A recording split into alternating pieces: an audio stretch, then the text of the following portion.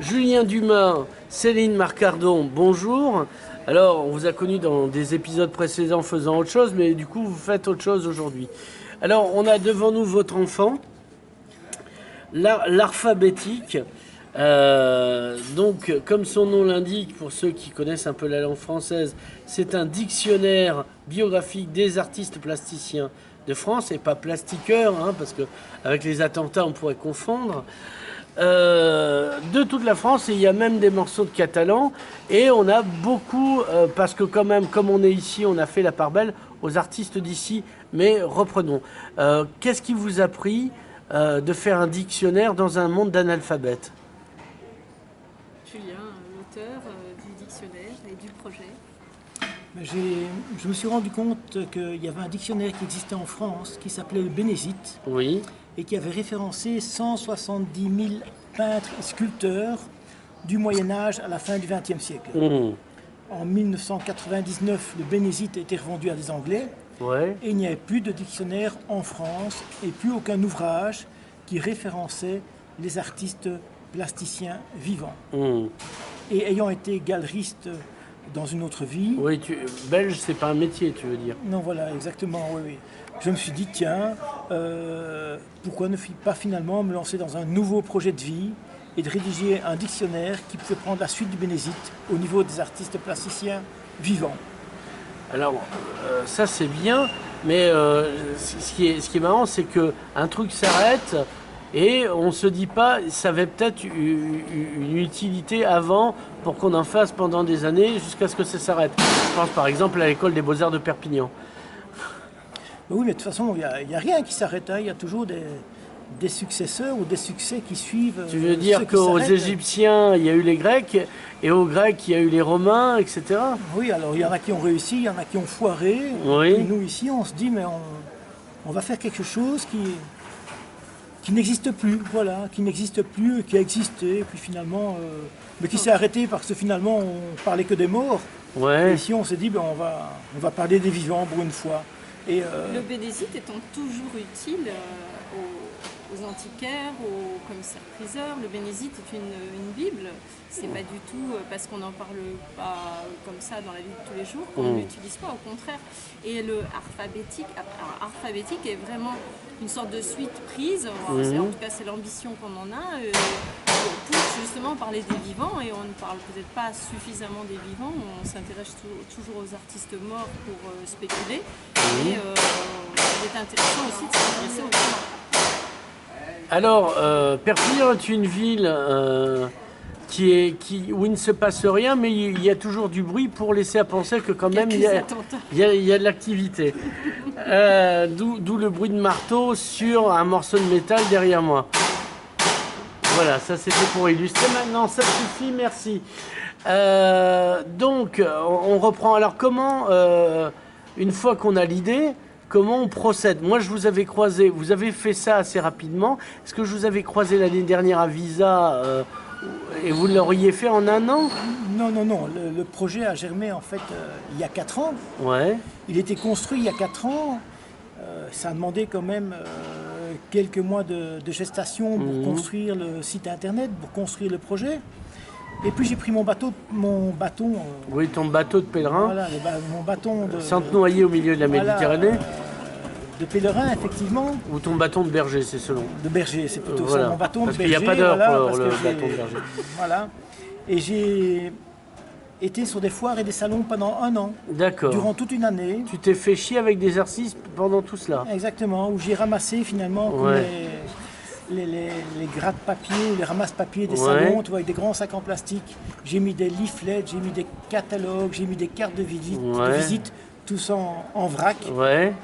Et puis j'ai récolté 25 000 entrées possibles dans le dictionnaire. D'accord. Et puis j'en ai sélectionné 8 000 à qui j'ai envoyé un lien pour répondre à un questionnaire. Et ça a constitué la base du dictionnaire que nous avons ici. Donc il y a 2000 artistes qui ont répondu et qui m'ont permis finalement de rédiger des notices biographiques les concernant. Et à ces 2000 artistes, j'ai demandé de parrainer un autre artiste. Et il y en a 800 qui se sont inscrits suite au parrainage des artistes que j'avais sélectionnés. Ce qui fait que finalement, on s'est retrouvé avec une base de données avec 2800 entrées dans le dictionnaire alphabétique. Alors attends. Tu vas quand même pas me demander de répéter. Ah, mais non, en fait, ça y est. Non, parce qu'il y avait du ton sur ton, et on gardera ce passage quand même, mais il y avait ton sur le rouge, et j'avais l'impression que ça ne filmait pas, mais vas-y, continue. C'est juste le plaisir de t'interrompre, en Heureusement. fait. Donc, 2000 artistes qui ont répondu au questionnaire, Ouais. 800 artistes parrainés par ces 2000 artistes, et puis on a rajouté finalement l'identité catalane, en mettant un accent tout particulier sur les artistes de Catalogne du Sud et Catalogne du Nord, pour arriver finalement aux 3000 entrées dans le dictionnaire. Parce que toi, tu comptais pas avoir des subventions de la région, contrairement à Romain Gros. Ah non, moi j'y croyais dur comme ferme, hein. Ouais, voilà. Dur comme fer, pardon. Oui. Vraiment avoir des subventions. Et puis là, on nous a dit, mais tant que le dictionnaire n'existe pas, il n'y a pas de subvention possible. Montrez Ouais. d'abord ce que vous savez faire, ce que vous allez faire. D'accord. Comme d'ailleurs pour les préfaces, on a été voir des personnes susceptibles d'écrire des préfaces. Elles nous ont dit, montrez-nous le questionnaire et puis on fera les préfaces. Le dictionnaire. Montrez-nous le dictionnaire et nous Oui. rédigerons des préfaces. Donc D'accord. c'est finalement le... Donc, il a une préface au finish? Alors, Oui, il y a plusieurs préfaces, Ouais. en vérité. Il y en a quelques-unes. Il y a la préface d'un critique d'art qui s'appelle Ouais. Laurent Danchin, qui était Ouais. intéressant parce qu'il est très ouvert. C'est un critique d'art qui s'est intéressé à l'art brut. Ouais. Donc Laurent Danchin a écrit une préface un petit peu plus longue que les autres. Il y a une préface de, alors je sais pas dans quel ordre. Sylvie c'est, Koechlin. de Sylvie Koechlin, qui est un sculpteur et qui est la présidente du Salon d'automne. Ouais. Il y a également un texte écrit par le suivant, c'est Pierre Coureux. Pierre Coureux, qui est Oui. des Amitiés internationales André Malraux. Ouais, Je les ai voilà. pas sous les yeux, donc voilà, c'est ici. Premier ministre de la Culture, quand même, André Malraux. Oui, André pas Pierre Malraux. Coureux. Voilà, pas Pierre Coureux, voilà. Et puis la dernière qui est tenue par un ami qui est Jean-Pierre de Jean-Pierre Faucigny. de Faucigny, qui possède la galerie Artrial et qui est l'initiateur de Pas galerie la Artrial. petite que nous avons ici, mais c'est la marque de base, c'est la maison mère, lui, qu'il a. Oui, c'est la Voilà. maison mère, mais c'est lui Voilà. qui a créé la galerie Oui, à oui, oui, Perpignan. Il a monté d'accord. cette galerie qui présente des artistes extrêmement intéressants, Oui, oui. comme Jimbo, comme Velikovic, Voilà. enfin, des gens qui nous amènent des artistes incroyables, ce qui n'est pas ce qui est rare ici. Sauf que c'est dans un quartier qui n'a rien à voir avec le truc. Oui, mais le quartier, on s'en fiche parce que Ouais. quelque part, de toute façon, c'est comme dans ces quartiers improbables parisiens, quelquefois où il y a des choses aussi qui se passent. Non, ce sont des gens qui viennent, donc ce sont les gens qui font D'accord. l'événement et c'est pas le. Donc, C'est pas le On a quartier. plusieurs préfaces. Il y en avait une pour le directeur de la Cité des Arts de Paris, mais Ouais. ce monsieur nous a expliqué au bout d'un moment, avec un ton un peu gêné, qu'en fait on faisait son travail et que quelque part, voilà, et c'est lui qui nous a dit aussi, amenez-moi le dictionnaire quand il sera paru. Vous avez même failli avoir une préface de l'université. Alors on a failli avoir une préface de l'université et c'est vrai que c'était un peu court dans le temps et ça s'est pas fait correctement. Voilà. La personne chargée de la préface, qui se reconnaîtra, mais dont je ne vais pas citer le nom, Ouais, n'a Eric finalement, Fourcade. Oui, n'a voilà. finalement pas fourni le texte nous permettant de faire signer la préface par le président de l'université. Ouais, Mais parce que... c'est pas très grave Ouais. parce que ce n'est qu'un tome 1 et qu'il y aura un tome qui suivra et que la collaboration avec l'université devrait pouvoir se mettre en place justement de façon plus structurée à partir du moment où ce tome 1 est paru. Et là, dans ces cas-là, on aura effectivement aussi à ce moment-là peut-être plus d'opportunités d'écrire un texte avec Fabrice Lorente. Alors, on a donc un dictionnaire, mais finalement, il est destiné à qui? Moi qui défiscalise dans les peintures, la plupart des gens qui se disent « Oh, au fait, en France, qu'est-ce qui se fait en peinture, à part Ripollin ou des écoles d'art. Alors déjà, vous ne le vendrez pas l'école d'art de Perpignan parce qu'elle a fermé. Ce qui est une mauvaise initiative, oui. Donc voilà, à qui c'est destiné? Le dictionnaire est destiné à tous. Les textes sont extrêmement intéressants. Ouais, les textes c'est pas en poulet, ce qui est pratique quand il n'y a pas de lumière. Chaque Mais... notice contient le mot de l'artiste sur son travail. Ouais. Et ça, j'encourage n'importe qui à lire et à s'intéresser parce que c'est très touchant de voir ce que certaines personnes sont capables de dire de leur travail. Ensuite, il y a toujours un texte d'un critique ou d'un journaliste ou d'un ami. Et ça aussi, c'est très intéressant de voir ce que les gens peuvent dire d'un même artiste. Par la suite, il y a une série de titres ou de lieux d'exposition qui sont cités, donc qui sont peut-être, c'est plus de l'ordre du listing et donc c'est moins intéressant à lire peut-être. Ce sont des informations. Biographique. Nous sommes convaincus qu'il faut que cet ouvrage soit dans toutes les bibliothèques de France, de Oui, Navarre, ça j'en et doute des pas pays une seconde. francophones du monde. Voilà. Nous pensons Et même si aussi vous ne parlez que- pas le français, prenez-le quand même. Hein. Voilà, parce que c'est chic. Qu'il puisse être utilisé de manière didactique dans les collèges, dans les lycées. Il faut qu'ils puissent aussi être présents dans les collèges et les lycées. Alors là, c'est vrai que le département des Pyrénées-Orientales est déjà servi puisqu'il y a 34 collèges qui ont ce dictionnaire. Oui, par l'intermédiaire de M. Chivilo, qui est un des gens qui ont cru dans le projet. Absolument, qui a directement décidé d'acheter 50 exemplaires et qui nous a... Enfin, ensuite, on a su que 34 étaient destinés au collège du département 66. Alors, une fois fait ça, c'est une initiative qui est partie d'ici. Quand je dis ici, nous qui sommes tous catalans à cette table, notre identité c'est avant tout l'art. Donc on peut être fier que notre département ait produit un outil qui va servir à toute la France et au-delà à la francophonie. Oui, tout à fait. Donc le dictionnaire est né à Perpignan, a été rédigé à Perpignan et a été édité à Perpignan par les éditions Concordia Patrimoine et Culture, dont Céline est la présidente et donc l'éditrice du dictionnaire. Voilà, donc j'ai créé cette association en 2012 pour réaliser de l'événementiel à Perpignan. Et j'ai ensuite cherché un projet qui soit plus international, on va dire, et qui permette de sortir du cadre perpignano-perpignanais. Ouais. Et qui amène... donc j'ai trouvé Alphabétique avec son auteur également. Et j'ai considéré qu'effectivement c'était un très très bon projet qui n'est pas que le fait d'éditer juste un livre, c'est plus qu'un livre, c'est un projet de passerelle entre le monde créateur et le monde marchand et conservateur d'art. Et pour moi ce sera plus tard un site quand on aura un nombre d'internautes suffisant pour que ce site ne soit pas un site comme une goutte d'eau dans la mer. Donc il faut attendre d'avoir suffisamment d'internautes qui utilisent ce site. Mais ce sera un second Bénézite, on va dire, plus contemporain justement, et qui donnera beaucoup d'informations à de nombreuses personnes. Bien sûr, il y a les bibliothèques, il y a le niveau informatif, mais il y a également tous ces gens qui travaillent dans ce monde de l'art, qui sont des commissaires-priseurs, des marchands, des galeristes, qui pourraient aussi être amenés un jour à s'en servir. Alors, on va le rappeler, il y a une forte concentration des artistes catalans d'ici et du Sud. Parce que c'est pas par hasard qu'on l'a fait ici aussi. Donc, ça voudrait dire que, bien qu'on ferme des écoles d'art, on a une richesse en création artistique ici énorme. L'école d'art de Perpignan ferme, ça ne veut certainement pas dire que toutes les écoles d'art de Catalogne vont fermer. Ce serait dommage. Au contraire, il me semble que justement, c'est peut-être la seule ville qui a eu l'idée de fermer son école d'art à un moment totalement inopportun. Carcassonne en a ouvert une Carcassonne très conséquente. Qui expose de l'art dans son palais de justice, comme quoi il y a vraiment un développement vers le monde de l'art contemporain qui est très important.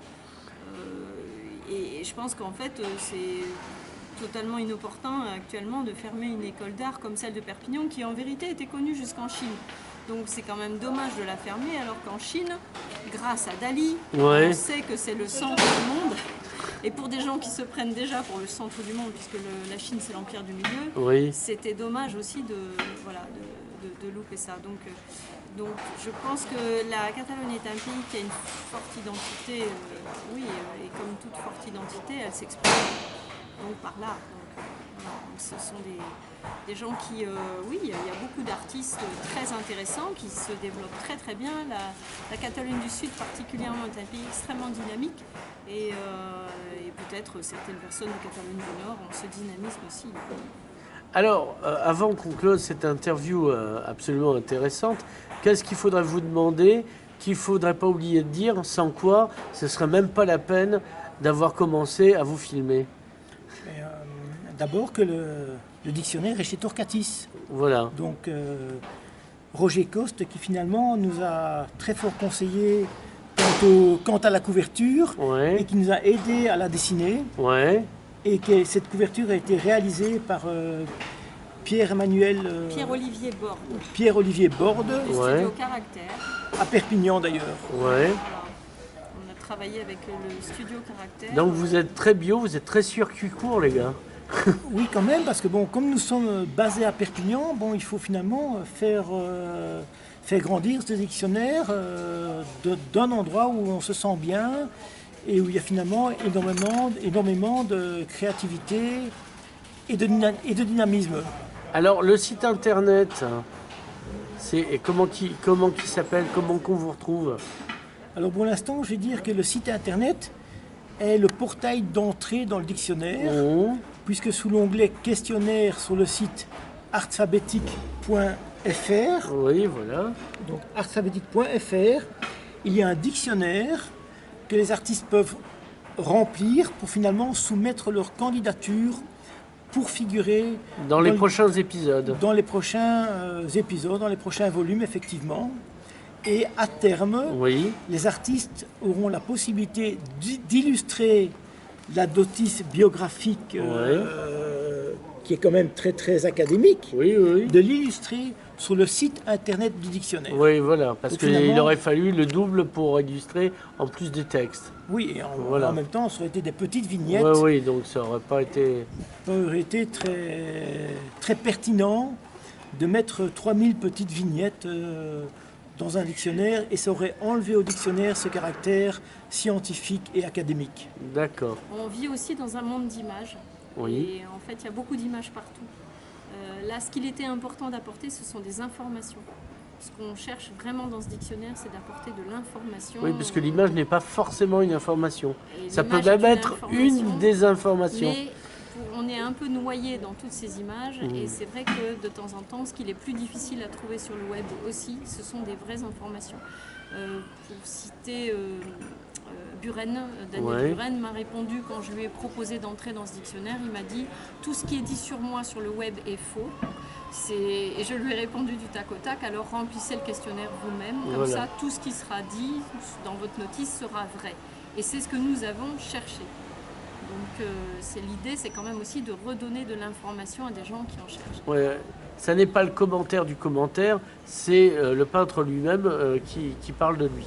Oui, et d'ailleurs, donc, toutes les entrées de dictionnaire ont été validées par les artistes. Donc il n'y a pas une seule notice qui a été publiée sans que les artistes qui sont référencés n'aient validé la notice biographique qui est publiée dans le dictionnaire. Donc il y a vraiment eu cet échange entre l'auteur, l'éditeur et les artistes.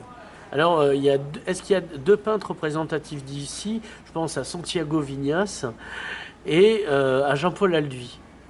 Ah. Alors Jean-Paul Alduy n'était peut-être pas sorti suffisamment de son rôle de politique pour y figurer. Il n'a pas souhaité remplir le questionnaire se sentant timide. Ouais, parce qu'il fait des très belles aquarelles. Oui, on lui a proposé, mais il n'était pas encore né. Il était encore naissant, donc il n'a pas souhaité. D'accord. Voilà. Et par contre, Santiago Vignas y figure, ainsi qu'Albert Vaudin, ainsi que des gens qu'on admire beaucoup, qui sont tout à fait présents dans ce dictionnaire. Oui, comme Grégory Herpe, par exemple, qui est photographe.